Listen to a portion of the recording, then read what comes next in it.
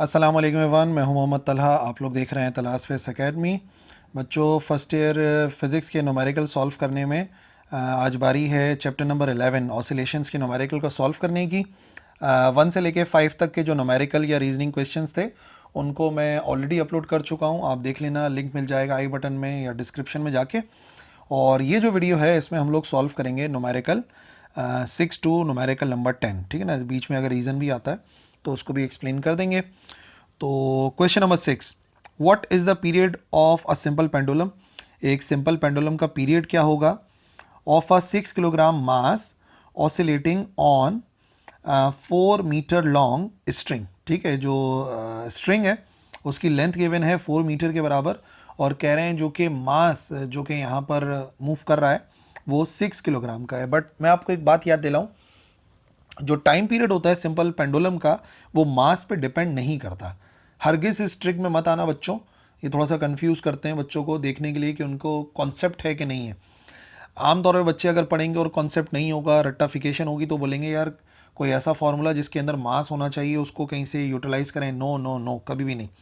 अगर बात simple pendulum की हो रही है तो याद रखिए, the time period of simple pendulum does not depend on the mass of oscillating object, ठीक है ना। तो मास से परेशान नहीं होना। तो इस किस्म का हमारे पास एक सिंपल पेंडुलम है, ठीक है ना। और इस सिंपल पेंडुलम की समझ लो हमें लेंथ दी हुई है। जो सिंपल पेंडुलम है उसकी लेंथ कितनी है, मतलब यहाँ से लेके यहाँ तक का जो पूरा डिस्टेंस आ रहा है ना, यहाँ से लेके यहाँ तक का जो पूरा डिस्टेंस है, ये डिस्टेंस हमें गिवन है बराबर 4 मीटर के। जो लेंथ ऑफ सिंपल पेंडुलम है वो 4 मीटर के बराबर है। तो हमें सिर्फ ये पता करना है कि इसका टाइम पीरियड कितना होगा। और मैंने आपको बताया कि वो मास पे डिपेंड नहीं करता, मास चाहे जो भी हो, जो टाइम पीरियड है वो इंडिपेंडेंट होता है मास के। तो डेटा में सिंपली हमारे पास यही है कि सबसे पहली बात यह है कि हमें length of simple pendulum given है कि लेंथ ऑफ पेंडुलम कितनी है। लेंथ ऑफ पेंडुलम जिसको हम एल से शो करते हैं वो बराबर है 4 मीटर के। और मालूम क्या करना है, मालूम हमें करना है उसका टाइम पीरियड। और मैं आपको क्वेश्चन में समझा चुका हूँ, मास से बिल्कुल परेशान नहीं होना है। जो चाहे कुछ भी हो जाए, जो सिंपल पेंडुलम है उसका टाइम पीरियड मास पे डिपेंड करता ही नहीं है। टी बराबर होता है, जो फॉर्मूला है टाइम पीरियड का of the simple pendulum, 2 pi under root L/G होती है। तो बस क्या है, लेंथ गिवन है, पुट करना है, टाइम पीरियड निकालना है। 2 पाई की वैल्यू 3.14 और लेंथ ऑफ सिंपल पेंडुलम जो है वो 4 है, 9.8 से डिवाइड करना है। तो ये हो जाएगा 6.28 और 4 divide by 9.8, 4 divide by 9.8 0.408 square under root 0.408। तो अगर इसका स्क्वायर रूट लेंगे अंडर रूट ऑफ 0.408, ये आ जाएगा 0.638। 6.28 इंटू 0.638, तो दोनों को मल्टीप्लाई करा दो। 6.28 इंटू 0.638, ये बराबर आएगा हमारे पास 4.0, जिसको आप राउंड ऑफ कर सकते हैं 4.01 के ना। 4.006 आ रहा है, उसको राउंड ऑफ कर दिया मैंने इतने सेकेंड में, 4.01 सेकेंड के बराबर। क्वेश्चन नंबर 7, अब पेंडुलम ऑफ लेंथ 75 सेंटीमीटर, बिल्कुल उसी किस्म का पेंडुलम जैसे मैंने अभी सपोज करवाया था, उसकी लेंथ दी हुई है 75 सेंटीमीटर और मास जो है वो 2.5 किलोग्राम है। ठीक है, मास दोबारा से गिवन है 2.5 kilogram. Swing in a mechanical energy of, ये मैकेनिकल एनर्जी है 0.015 joule. What is it's amplitude. याद रखिए, अब मास की ज़रूरत पड़ेगी, ठीक है ना। अब जाहिर सी बात है मास की ज़रूरत पड़ेगी, क्योंकि मैंने आपको क्या बोला, time period is independent of mass, लेकिन बाकी चीज़ें ज़रूर पेंडुलम की डिपेंड करती हैं उसके मास के ऊपर। तो देख लेते हैं, इसका डेटा बनाते हैं। क्वेश्चन नंबर 7, सबसे पहले क्या गिवन है, सबसे पहले हमें गिवन है लेंथ ऑफ सिंपल पेंडुलम, कि वो जो पेंडुलम है उसकी लेंथ कितनी है। लेंथ ऑफ पेंडुलम एल से शो करते हैं, 75 सेंटीमीटर है, और हाथ के हाथ ही कन्वर्ट कर लो, डिवाइड बाय 100, तो लेंथ ऑफ पेंडुलम हमारे पास आ जाएगी 0.75 मीटर्स। ठीक है, उसके बाद हमें एनर्जी गिवन थी ना, टोटल मैकेनिकल एनर्जी दी हुई है, ई से जाहिर करते हैं, और कितनी है मैकेनिकल एनर्जी 0.015 जूल, 0.015 जूल के बराबर। ठीक है, और मास भी गिवन है, मास m से शो करेंगे, वो है 2.5 किलोग्राम के बराबर। और मालूम हमें करना है एम्पलीट्यूड कितना है, एम्पलीट्यूड जिसे हम शो करते हैं x नॉट से। ठीक है जी। अब आइए एनर्जी की बात करते हैं, क्योंकि एनर्जी गिवन है, उसका कोई ना कोई फार्मूला जो है वो हमें यहाँ पर यूटिलाइज करना पड़ेगा। क्या फार्मूला है एनर्जी का? जो एनर्जी है सिंपल हार्मोनिक मोशन में वो बराबर होती है 1/2 के एक्स नॉट का स्क्वायर। जो टोटल एनर्जी है मैकेनिकल एनर्जी वो इसके बराबर होती है। अब यहाँ पर हमें रुकना पड़ेगा, क्योंकि मालूम कर सकते हैं एनर्जी अगर हमें के की वैल्यू पता हो। तो अब ज़रा याद करो के किस फार्मूले में आता है। ठीक है, ये जो फार्मूला है ये के आता है स्प्रिंग मास सिस्टम में। के का ताल्लुक किससे? के का ताल्लुक है स्प्रिंग मास सिस्टम से, जबकि ये तो न्यूमेरिकल पेंडुलम का है। इसका मतलब हमें कंपैरिजन करना पड़ेगा। तो कंपैरिजन में हमेशा बताता हूँ जो एक्सेलरेशन वाला फार्मूला है ना उससे कंपेयर करते हैं, जिसके मुताबिक जो के ओवर एम है ये किसका है? स्प्रिंग मास सिस्टम का। वो हमेशा बराबर होता है जी ओवर एल के, जो पेंडुलम का केस है। कैसे? क्योंकि आप देखिएगा जो एक्सेलरेशन का फार्मूला आता है स्प्रिंग मास सिस्टम में वो आता है under root A is equal to minus K upon M in to X, और पेंडुलम का जो आता है वो आता है A is equal to minus G over L in to X. अगर इन दोनों इक्वेशन को कंपेयर करोगे ना तो पता ये चलेगा कि ये जो पूरी के अपॉन एम की वैल्यू है ये जी ओवर एल के बराबर है। तो इतना लंबा चौड़ा करने की जरूरत नहीं है न्यूमेरिकल को, लेकिन लॉजिक याद रखते हुए के ओवर एम बराबर होता है जी ओवर एल के। तो यहाँ से अगर के की वैल्यू मैं पुट कर देता हूँ, अलग कर लेता हूँ, तो के की वैल्यू अलग करके आंसर बनेगा जी के साथ जाके मल्टीप्लाई होगा एम और डिवाइड में आ जाएगा एल। ठीक है, जैसे ही के की वैल्यू आ गई, इधर प्रॉब्लम सिर्फ के की तो थी, इक्वेशन 1 में पुट करते हैं। इक्वेशन 1 इंप्लाइज दैट एनर्जी बराबर है 1/2, के की जगह पर आएगा जी एम ओवर एल और साथ में लिखा हुआ है एक्स नॉट का स्क्वायर। एक्स नॉट को अलग कर लीजिए, तो एक्स नॉट का स्क्वायर बराबर आएगा 2e into L divided by G M. ठीक है ना, डिवाइड में जी एम आ गया और ऊपर आ गया हमारे पास ई एल। एक्स नॉट का स्क्वायर अलग करना था ना। नाउ वैल्यूज पुट करते हैं, बाद में स्क्वायर रूट ले लेंगे। एक्स नॉट का स्क्वायर आएगा 2, एनर्जी थी 0.015, लेंथ ऑफ पेंडुलम को कन्वर्ट कर चुके थे 0.75 के बराबर, और डिवाइड में सबसे पहले वैल्यू ऑफ जी 9.8 और मास जो है वो 2.5 के बराबर है। ठीक है, इसको सिंप्लीफाई कर लेते हैं तो ये आंसर आ जाएगा हमारे पास एक्स स्क्वायर, एक्स नॉट का स्क्वायर इज इक्वल टू 0.000918। इसको आप चाहो तो एक्सपोनेंट में कर लो, ये हो जाएगा 918, लेकिन हमें तो एक्स नॉट की वैल्यू चाहिए तो स्क्वायर रूट लेंगे, taking square root on both sides. X nought के स्क्वायर का रूट, स्क्वायर से रूट कैंसिल हो जाएगा और यहाँ पर हम 0.000918 का स्क्वायर रूट लेंगे, तो ये बराबर आएगा x nought is equal to 0.030 metres के बराबर। ठीक है, अब ये आंसर तो बिल्कुल करेक्ट है, लेकिन नज़र ही आ रहा है कि बहुत छोटा आंसर है और पेंडुलम आमतौर पे सेंटीमीटर्स वगैरह में नापते हैं, तो इट इज़ बेटर कि आप इसको सेंटीमीटर में कन्वर्ट कर लें। सेंटीमीटर में कन्वर्ट करने के लिए मल्टीप्लाई बाय 100 करते हैं, तो एक्स नॉट बराबर आ जाएगा 3.0 सेंटीमीटर या 3 सेंटीमीटर कर लो, ये ज़्यादा बेहतर है। ठीक है ना, कन्वर्जन करना है का कोई मतलब मार्क्स नहीं होते जब तक मेंशन ना हो, लेकिन थोड़ी बहुत अंडरस्टैंडिंग है आपको तो ज़रूर कन्वर्ट किया करो। ठीक है ना, आंसर भी 3.0 सेंटीमीटर में। Question number 8, a pendulum of length L1, एक पेंडुलम है उसकी लेंथ L1 है और उसका टाइम पीरियड T1 है, और वो कितना गिवन है? वो बराबर है 0.950 सेकेंड के बराबर। ठीक है, the length of pendulum is adjusted, हमने क्या करा, थोड़ा सा लेंथ को एडजस्ट करा, कम किया ज़्यादा करा जो भी करा, और नई लेंथ जो है वो L2 के बराबर आ गई। और जब हम लेंथ मैंने एडजस्ट करी तो टाइम पीरियड हो गया बराबर 1 सेकेंड के, यानी कि टाइम पीरियड बढ़ गया। तो what is the ratio of L2 divide bye L1, यानी कि L2 और L1 का रेशो मालूम करना है कि रेशो कितना आएगा, कि टाइम पीरियड बढ़ गया तो दोनों लेंथ का रेशो चाहिए, L2 ऊपर और L1 नीचे। Question number 8।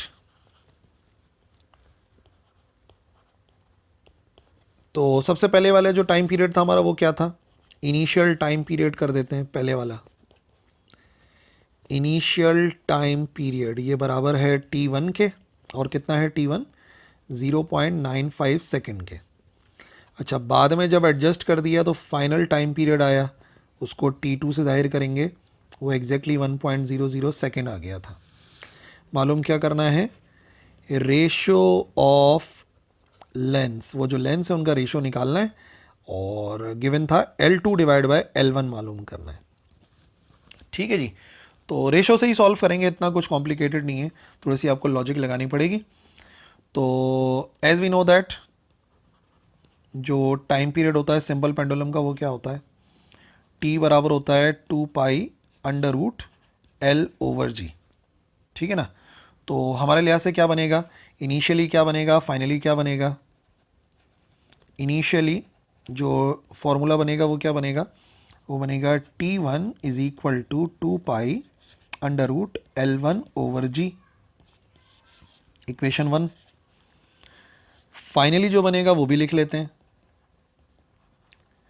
फाइनली जो बनेगा, जो हमने लेंथ को एडजस्ट करा था, तो T2 बराबर आ गया 2 pi under root L2 divide by G।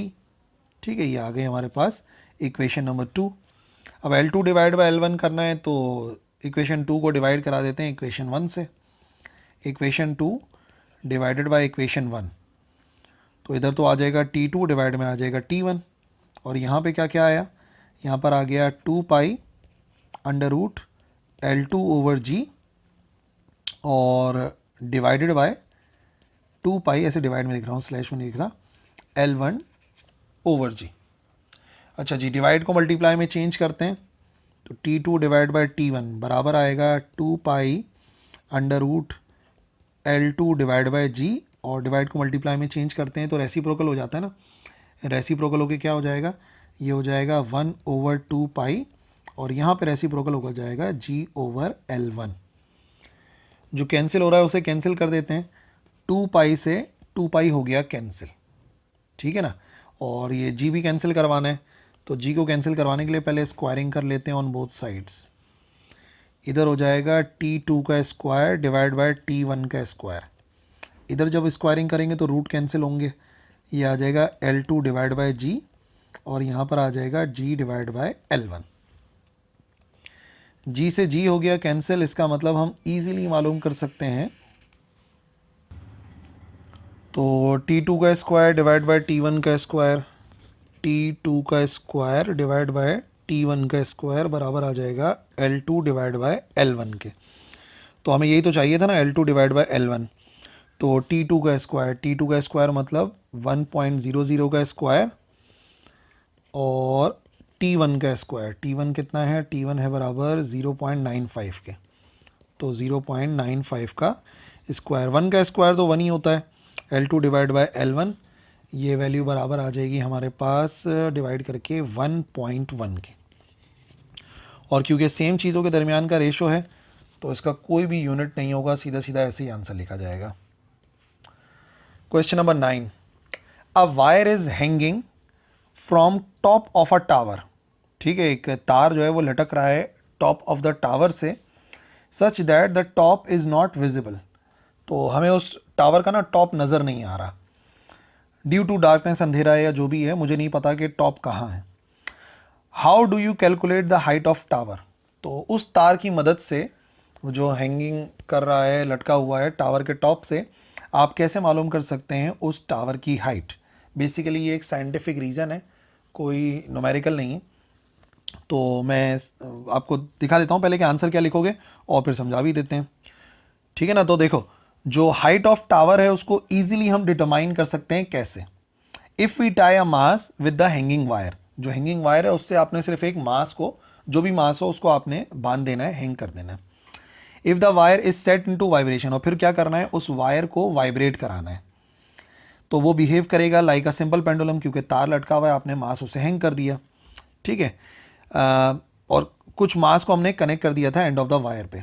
Stop watch हाथ में रखनी है और पेंडुलम को वाइब्रेट कराना है और कैलकुलेट करना है time period of the pendulum. Time period आ जाएगा, जितनी भी नंबर ऑफ वाइब्रेशन होंगी, total time divide by number of vibration, उससे आपको टाइम पीरियड पता लग जाएगा।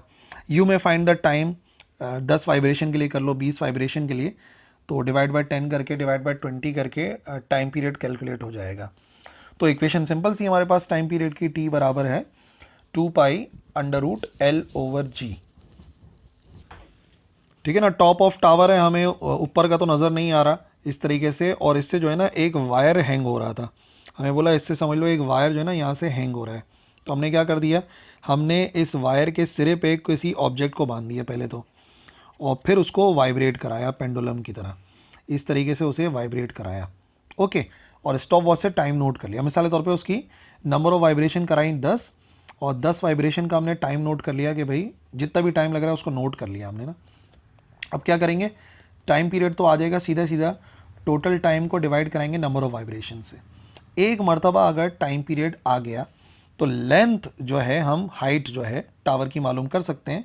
कैसे मालूम कर सकते हैं, अगर इस पे दोनों तरफ स्क्वायरिंग करूँगा तो ये हो जाएगा T square is equal to 4 pi square L over G, और हमें तो एल की वैल्यू चाहिए, एल बराबर आ जाएगा G T square divide by 4 pi square. इस फॉर्मूले के ज़रिए टाइम पीरियड की मदद से हम मालूम कर लेंगे लेंथ ऑफ टावर, और यही हमारा क्वेश्चन था। और फिर लास्ट क्वेश्चन है, the amplitude of oscillation of a pendulum. एक पेंडुलम है, उसका जो है वो ऑसिलेशन है, एम्पलीट्यूड है, वो डीके हो रहा है, आहिस्ता आहिस्ता कम हो रहा है, और कम हो रहा है by a factor of 20.0 in 120 second. 120 second के अंदर जो फैक्टर है वो 20 का फैक्टर है, 20.0। By what factor it has its energy decayed in that time. तो जो एनर्जी है वो इसी टाइम में किस तरीके से डीके होगी, ये मालूम करना है। ठीक है ना। ये बात हो रही है यहाँ पे जो है ना डैम्पिंग है, तो आहिस्ता आहिस्ता जो एम्पलीट्यूड है वो कम हो रहा है, और एम्पलीट्यूड का फैक्टर 20 है। तो बताइए कि किस फैक्टर से एनर्जी डीके होगी। Question number 11। ठीक है, अब डेटा में हमें क्या गिवन है, डेटा में हमें गिवन है जो रेशो था। ठीक है, तो ये जो हमें फैक्टर गिवन है ना 20.0, वो दो चीज़ों के दरमियान का रेशो है। किस किस चीज़ का, यानी कि अगर जो इनिशियल एम्पलीट्यूड था जिसको x0 1 कर देते हैं, और उसको डिवाइड करा देता हूँ मैं x02 से, तो वो 20 समथिंग आ रहा है। ठीक है ना। क्या मतलब x01 का मतलब, जब हमने स्टार्ट किया था तो इतना एम्पलीट्यूड था x01, और आफ्टर कितनी देर में, आफ्टर 120 सेकेंड जो एम्पलीट्यूड है वो x02 हो गया। तो इन दोनों का रेशो गिवन था, इनका फैक्टर गिवन था 20.0। तो मुझे इन्हीं फैक्टर्स की मदद से एनर्जी कैलकुलेट करनी है। तो रेशो हो जाएगा एनर्जी 1 डिवाइड बाय एनर्जी 2 का रेशो। और याद रखो, एनर्जी 1 स्टार्ट में कितनी एनर्जी थी पेंडुलम में, और बाद में जो हो गई यानी कि 120 सेकंड के बाद वो जो है वो एनर्जी 2 के बराबर है। बेसिकली ये एमसीक्यूज़ की तरह से क्वेश्चन दिया जा सकता है, क्योंकि फार्मूला बहुत आसान सा है। जो फार्मूला है एनर्जी का, E बराबर होता है 1/2 के x0 का स्क्वायर। ठीक है, अब यहाँ पे पेंडुलम की बात हो रही है, लेकिन मैंने बताया इन चीज़ों से फ़र्क नहीं पड़ता, बस एक चीज़ कांस्टेंट है ना, ये है। अब आप देखो स्टार्ट के लिए क्या फार्मूला बनेगा, स्टार्ट के लिए हमारे पास फार्मूला बनेगा E1 बराबर आएगा 1/2 के, कांस्टेंट है वो सेम रहता है, x0 1 का स्क्वायर हो जाएगा। ठीक है, और क्या बनेगा आफ्टर 120 सेकेंड, 120 सेकेंड के बाद क्या बनेगा, E2 बनेगा, और वो आ जाएगा 1/2 के x0 2 का स्क्वायर। अब एक को कर लो इक्वेशन नंबर 1, एक को कर लो इक्वेशन नंबर 2। हमें E1 डिवाइड बाई E2 चाहिए, तो डिवाइडिंग इक्वेशन 1 बाय इक्वेशन 2, तो लेफ्ट हैंड साइड पर आ जाएगा E1 डिवाइड बाई E2, और राइट हैंड साइड पर आ जाएगा 1/2 के x0 1 का स्क्वायर डिवाइड बाय 1/2 के x0 2 का स्क्वायर। हाफ से हाफ कैंसिल, के से के कैंसिल, तो हमारे पास फॉर्मूला बना E1 डिवाइड बाई E2 बराबर है x0 1 का स्क्वायर डिवाइड बाय x0 2 का स्क्वायर। स्क्वायरिंग दोनों पे आप कर सकते हैं, x0 1 डिवाइड बाय x0 2 का होल स्क्वायर, और क्या वैल्यू है, ये बराबर है 20 के। 20 का स्क्वायर बराबर होता है 400 के। ठीक है, इसका मतलब क्या हो गया, या तो ऐसे बात को समझ जाओ तो भी ठीक है, जो फैक्टर है वो 400 गुना आ रहा है, या ऐसा कर लो कि जो इनिशियल एनर्जी थी वो अब 120 सेकंड गुजरने के बाद की एनर्जी के 400 गुना थी, या आप ऐसा कर लो कि 400 गुना कम हो गई है एनर्जी 120 सेकंड के बाद। ठीक है ना, ऐसे भी तो लिख सकते हो आप, E2 बराबर होगा 1/400 E1 के, यानी कि जो एनर्जी है, ये दोनों तरीके कार हैं, जो एनर्जी है वो 400 गुना जो है वो कम हो जाएगी इस केस के अंदर। तो जो इंग्लिश में आंसर लिखोगे ऐसे लिखोगे, the energy has decrease by a factor of 400। ठीक है बच्चों, ये थी आज की हमारी वीडियो जिसमें हमने बाकी के बचे हुए 5 न्यूमेरिकल को सॉल्व करा। आई होप समझ में आ गया होगा। कुछ भी कन्फ्यूजन है, कोई भी अगर रिक्वेस्ट है किसी स्पेशल न्यूमेरिकल या वीडियो के लिए, तो आप ज़रूर लिख देना कमेंट सेक्शन में, मैं इंशाल्लाह रिप्लाई करूँगा। That's all for this video. अल्लाह हाफिज़।